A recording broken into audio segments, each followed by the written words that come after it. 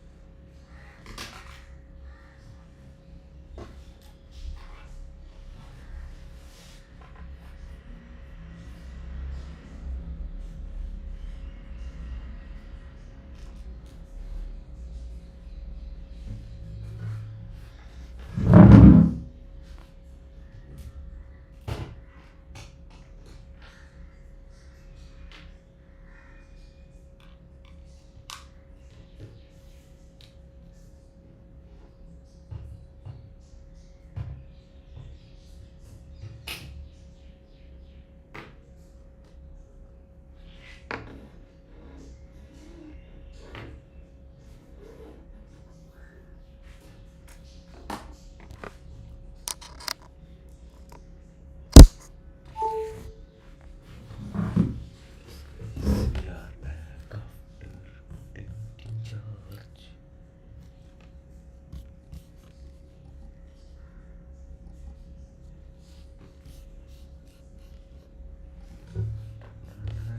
So we'll start working on perspective. So today what we have to work is on perspective and constructions. So for that we'll go to control plus paying perspective, draw a box lesson, which is 1 to 3 lessons we'll be doing. So initially 10 minutes homework is done. Then now we'll practice perspective and then construction. I don't know what we'll do for construction, but let's see.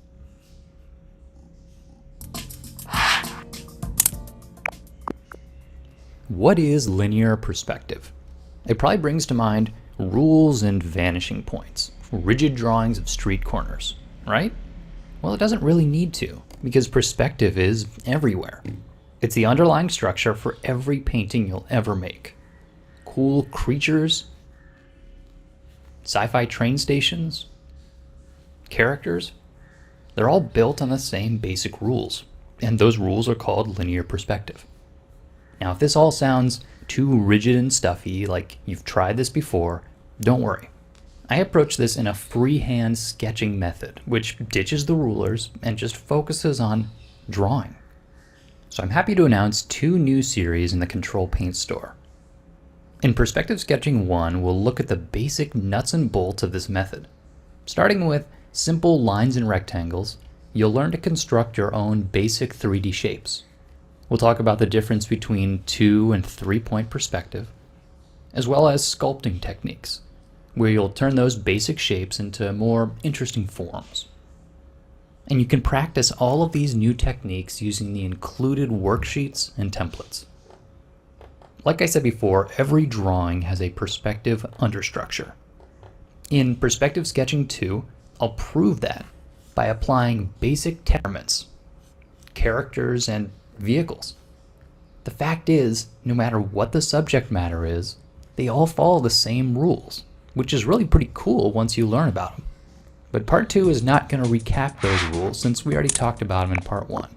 This is all about real-world application. The problem, so if you've been avoiding perspective, I hope you give these videos a try. And they're only available in the Control Paint store.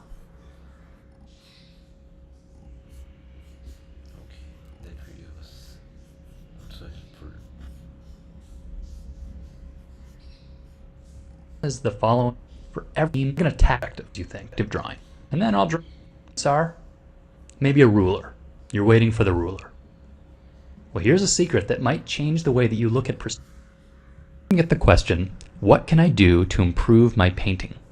And after I look at their portfolio, my answer is almost always some variation of the following: draw more from observation. Digital painting is confusing. There's no getting around that. But it's also really exciting. So a common problem is impatience. You're so excited to get out there and paint dragons and space marines that you might rush into digital painting too quickly. But everything about digital painting is strongly rooted in traditional drawing. So if you're feeling dissatisfied with your painting results, you should probably mix in some drawing time into your practice. Bad perspective is one of the particular issues that people struggle with at the beginning, and bad perspective is one of the quickest ways to kill a drawing. So let me show you a quick drawing exercise that'll help you practice that scary word, perspective drawing. All you need is a sheet of white paper and a small box of some sort. And then using only lines, you're going to draw those two objects in space. And you get bonus points if you set up a lamp and draw the cast shadow as well. You can think of this as a shape, just like the box.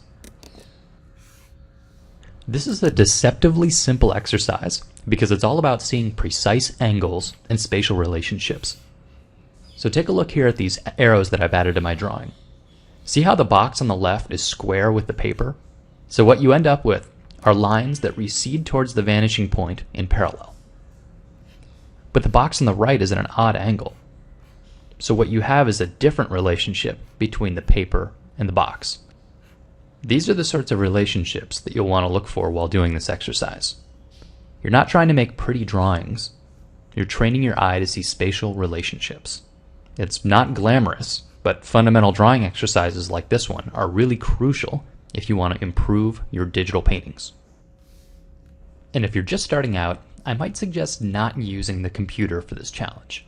At least not at first. Go find some pencils and an eraser.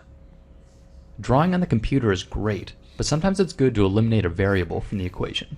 If you're having trouble with both perspective and with Photoshop, you're probably not going to have fun with this assignment.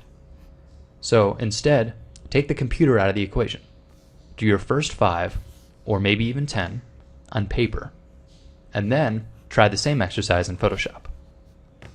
So if you guys have any other basic perspective drawing assignments like this one that you can do at home without any extra special tools, I'd love to hear about them in the comments. Thanks for watching.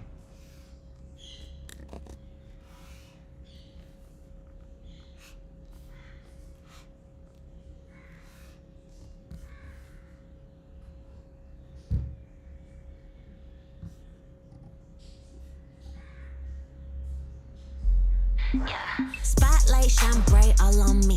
Got the internet turning like, who is she?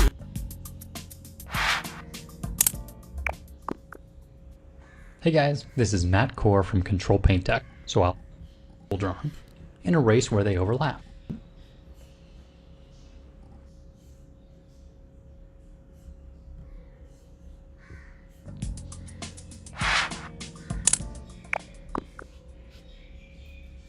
I'm going to go out on a limb and guess that you don't like drawing in perspective. That's right, we've probably never met, but based on my experience, it's a safe bet that I'm right. The problem is the following unavoidable truth. Perspective is absolutely crucial for every drawing that you ever make. There's just no avoiding it. But it somehow seems scary. There's so many rules. Well, you and we're going to tackle this thing. I'm making it a personal challenge to help you enjoy drawing in perspective. And in today's first lesson, you're going to see that it's not nearly as scary as you think. Here I've got a nice blank white canvas, and I'm going to do a quick perspective drawing. First I'll draw this quick apple, and then I'll draw another apple. Maybe I'll even put a little shadow underneath it. Okay, that'll do it. I'm done. Are you wondering where my perspective points are? Maybe a ruler. You're waiting for the ruler. Well, here's a secret that might change the way that you look at perspective drawing forever. It's just drawing. I'm going to say that again. It's just drawing. The invention of linear perspective was a tool to help translate this 3D space that we interact in every day onto a two-dimensional plane, your paper or your computer screen, for any sort of drawing. This is not just a tool designed to draw train tracks and street corners and skyscrapers. Put simply, it's just a tool to show how stuff is arranged in space. You do this all the time and you never think about it. It only starts getting scary when you want to. Wherever you see two lines that are in parallel, and I've highlighted these two to make them even more visible, don't cross them. So as I draw my line to start making my four-sided shape, I'll try and stay in between them like this. Stay parallel in perspective.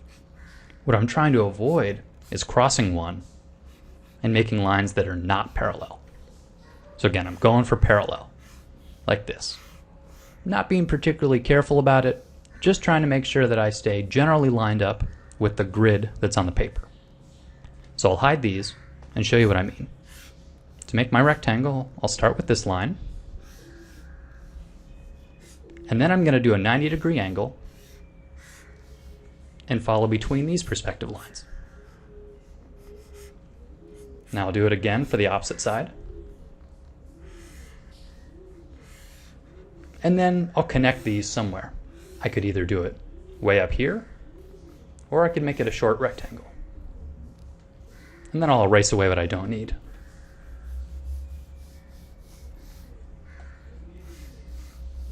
That's it. You just do a rectangle in 2-point perspective. You didn't need to use a ruler, a vanishing point, or anything. It's a little crude, but this is it. That's all there is to it. You want a cool party trick? Add in a second rectangle. Same deal. So here I'm just following this basic perspective grid that's laid down. Now you could tell if something was wrong if it went askew, like that. See how that just doesn't feel right in perspective? Well, that means that it's wrong. So I'll erase that one and try again. And generally speaking, as these get closer to the horizon, they're just going to flatten out a bit because you're seeing them at a steeper angle. But you could do this all day. Just slowly drawing your rectangles in 2-point perspective and erasing it if the line seems to be not quite parallel with the others.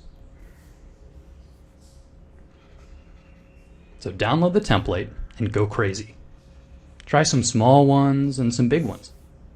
See if you can draw 10 rectangles on a single image, all in the proper perspective.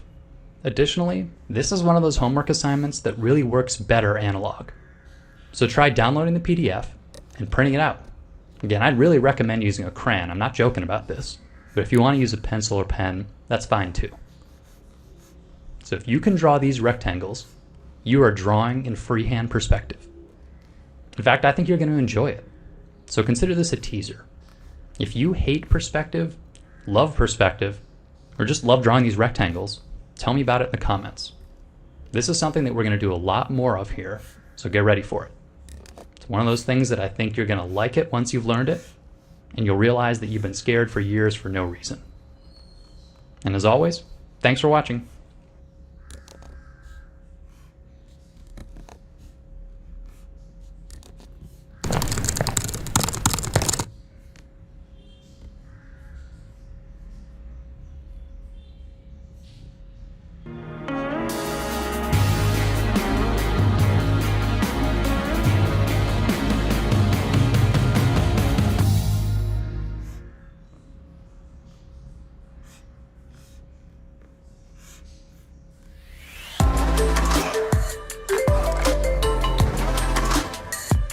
Flat piece of paper, world on other side, big challenge. How do we trick the eye into seeing another dimension? Everyone knows about vanishing points in perspective. I want to show you that they are only one of 5 secrets to make a flat surface look 3D. 5 ways to create the illusion of depth.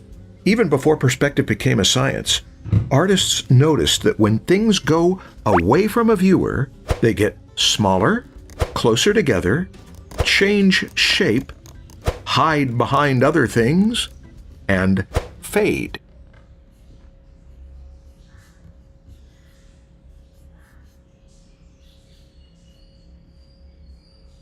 Hi, I'm Marshall Vandriff, and this is a course in perspective without brain damage. In this course, you will learn the secrets of how artists turn a flat surface into a deep world.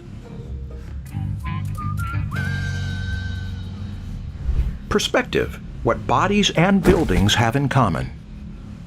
You may know how to draw a box in a clever way that impresses your friends and family, or how to draw boxes in 1, 2, and 3-point perspective and how that can help you draw city streets and buildings. But there's more. Perspective is not only about boxes and buildings and streets, it applies to everything in the world. Watch. A box can be many things, including something boxy, or something boxy and a little bit cylindery. A sphere is the basic form of a whole bunch of things in the world, and even the world itself. How rare the knowledge! Few artists master perspective. I hoped to learn it in college so that I could draw buildings like this. But I couldn't find any teachers who knew it, and nobody else in my life knew how either, and videos hardly existed back then. Sorry to give you my I had to learn how to draw in the snow, barefoot, uphill, both ways, under gunfire on holidays speech, but learning perspective with so few resources was hard. I once had a job illustrating a round platform with stair steps in front, side, and three-quarter views. I didn't have any idea how to do it. That's when I realized I needed to learn perspective if I was going to do this for a living. Now, how about you? How do you know if you need perspective? Well, how do you hope to draw? If you work flat, like a graphic designer, or if you paint non-representationally, concerned with pattern and abstract design, not with form and space, perspective won't help you much, if at all. And if you just copy what you see, well, you don't need perspective for that. It's time for a story.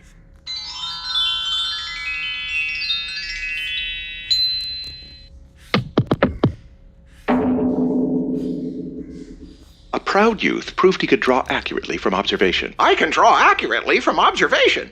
But it took a lot of time, and he found it very difficult to capture moving subjects. He bought a camera. It took less time and captured moving subjects beautifully. He copied the photo and beheld a drawing that looked A lot like the photo. Eventually, he discovered that processing a photo created a very impressive picture that looked a bit like what the camera saw, but with attractive blotch marks all over it. I have created art. His father objected. Is this what you want to do to manifest your creative self? Push buttons on the computer? Click the camera shutter? Take countless hours to copy what's in front of you? It's not exactly copying, and it can be quite beautiful. His mother joined in. I didn't raise my son to just copy things. Get your act together and do something original. And so the child grudgingly got his act together, gave it a shot, and drew this, which pleased his parents even less. But at least he had moved beyond mere copying what he saw. Unfortunately, he didn't live long enough to reach his potential. But the spark of creativity was there, and your story may offer a more positive ending. The lesson, of course, is learn how to draw, not just copy. And always listen to your parents, unless they're wrong. In this case, they were right. Let's try again. Do you get ideas for images but find them difficult to draw? Do you have trouble drawing something in a different position from your reference and making it look right? Everyone does until they learn how. But once you know how, you can draw anything you can imagine in any position and in all sorts of styles. We're looking at drawings from my former students who learned just enough perspective to draw what they liked. When you can draw from your imagination, you can create your own worlds. Perspective for anything. Some artists know that they need perspective, the kind that make up their own scenes. They know how to make trees get smaller as they go away, but they also know how to make up a tree and draw it from any point of view. Perspective teaches us how people and footprints get smaller as they walk down a street, which has more to do with the street than the feet, but also how to create feet. A foot has form, like a box or a wedge. An artist can adjust basic forms to create any foot possible, and some not. Here's what I'll teach you. Classic perspective. 600 years of Renaissance knowledge to draw like they drew in the old days. We'll use 21st century tools, but we will study the old drawing skills. Beginning with basics, establishing strong foundations before moving on to developed perspective and complex worlds. I'll give you assignments that you can work on lightly or heavily. And if you carry through with them, you will gain the skills to invent. That's what this is about. I will explain every step of each of these basics as simply as they can be explained. If you follow along, you'll get it. Perspective is not easy, but we'll make it as easy as possible and useful for what you want to draw. And you may find it fun. Perspective problems are basically puzzles. If we want to master a skill, we can start by studying highly skilled masters. Treasure Hunt Project. Gather your favorite pictures. Sort out the ones that showcase perspective. Here is a study that Leonardo da Vinci drew and never intended the world to see. That's part of why I love it. No showing off. The lines go down as easy as breathing. And from a perspective point of view, it's actually quite simple. It's almost entirely 3 sets of lines. 500 years ago, De Vries drew these environments like little stages where stories could play out. 400 years ago, I like them. Winsor McCay drew thousands of comic strip panels where stories did play out. 100 years ago, he knew perspective. What he used here, you will learn in this course for free on this channel. But if you want more, I will elaborate in premium for a lot less than you'll pay in school, and I'll give you a lot more than I can give you in school. You'll get more demos, 3D models to draw from, professional guests, brain-teasing games, and step-by-step project instruction. For more information, go to proko.com/perspective.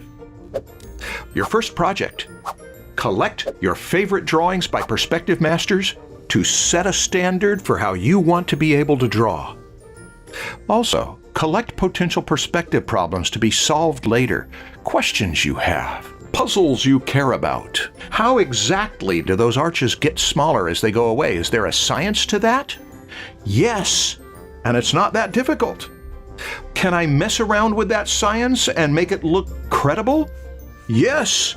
In one way, that's the whole aim of this course, to learn enough perspective to invent and experiment as you like.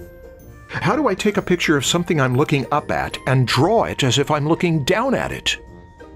You will learn that. How do kids on a merry-go-round in a perspective view clump up against the edges here and spread out in the middle? Is there a way to draw that out of imagination and from different imagined points of view and keep it believable? There is. If you want to do that, or anything like it, you're in the right place. In our first premium lesson, we'll look at more masters to understand how they work and prepare you to learn the same skills. If you are an absolute beginner, I'll do all I can to make it easy to understand.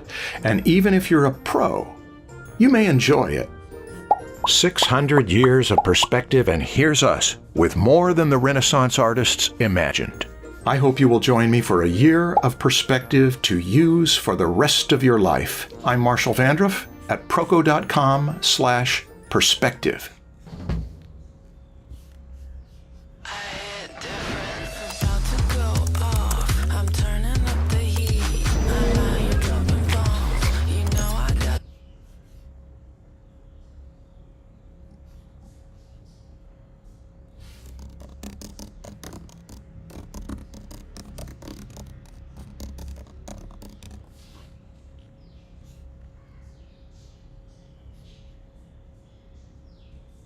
Last lesson, we learned that there are multiple ways to create the illusion. Some easy, some not. Let's solve them all with a single skill. 2 of our illusionary tricks are easy. Overlap, super simple. Atmosphere, things fade into the background. No-brainer. 3 of the secrets take study and practice. Foreshortening. It's not as easy as it doesn't look. Beginners seldom dare. Diminution. Easy to estimate when we don't need to get it exact. Less easy when we want it exact. And convergence to vanishing points. Not hard to know they exist. Not always easy to know where they are. Foreshortening, well-placed vanishing points, and precise shrinking in the distance are difficult skills, but we shall pursue them, and this lessons project will show you why. It points to one major skill that solves all of those problems once you've mastered it. It is reducing a complex form into a simple one that you can draw into any position. That is the skill. If your goal is to not have to copy, but to look, then reinvent your image, here's how you won't learn to do that. In the box. Draw an object. Here's how you Copy what you discovered see. that processing Take photo pains to created a get it very exact. impressive picture. Get it exact. Put in detail. Lots of detail. Make sure you don't miss any detail. Now, draw it again in a different position without looking at the object in that position. Make it up. Can't do it? Here is the lesson. Copying may help you notice detail, but it won't help you redraw the thing with the detail into another position. That takes skill with form. Let me show you how we learn to do that. Draw an object as simplified form, a box for example. Then, in another position, draw the box again. Now we have line systems. Those are the secret. They will take time. Here is the thing, we can't reposition until we establish a structure. Once we position a box, its 3 line systems solve all other lines. This is a secret that many don't know. Most of this course is about that and how to we establish a structure. Once we position a box, its 3 line systems solve all other lines. This is a secret that many don't know. Most of this course is about that and how to apply it to things and to settings. Settings have line systems. Right-angled streets, for example. Streets are not objects so much as environments, where lines may mean long distances, even a journey. We'll get to settings after we've learned to draw objects. They have lots in common. Big settings often have big diminution, but so do small objects seen by small creatures. Up close.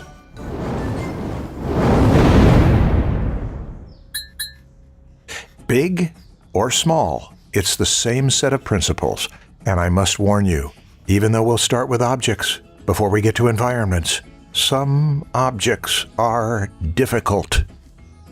Objects with lots of parts, ins and outs, lots of oblique angles. These are too much for beginners.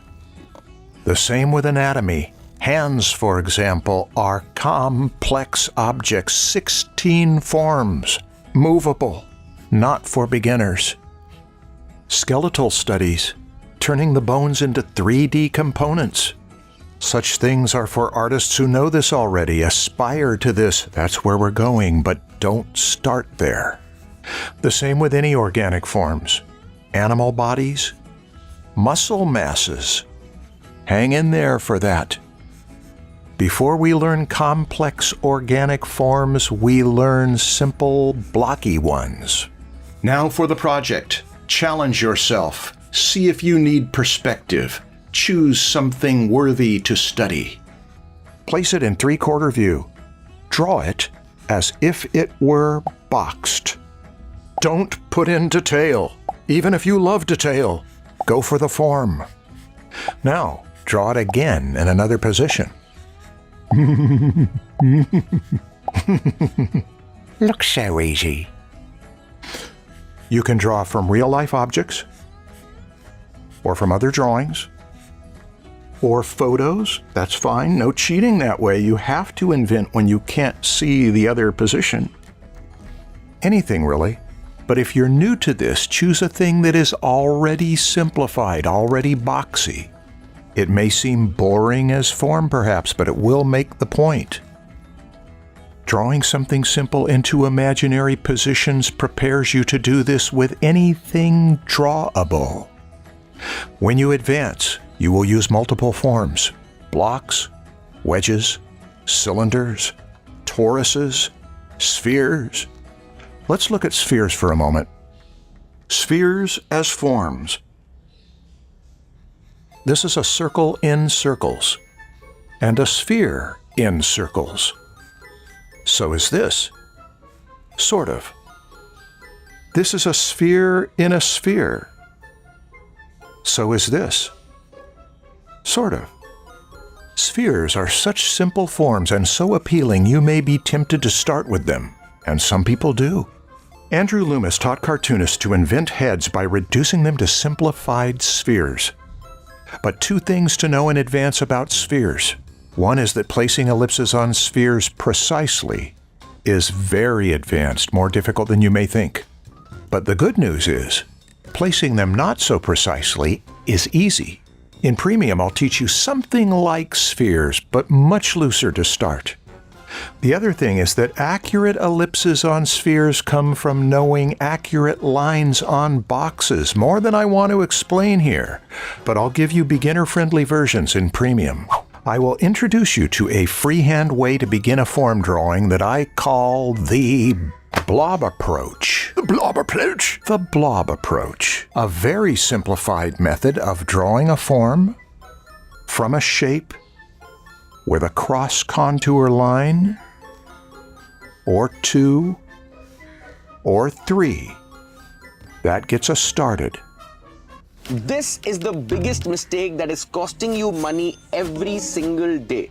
If you're a trader or investor, you must agree with me that the market dynamics have changed completely. Strategies which were working earlier, they don't seem to work anymore, and the markets are taking you out more often than not. Your stop losses are getting hunted a lot many times. You are seeing the stocks that you were tracking, they are moving, but without you.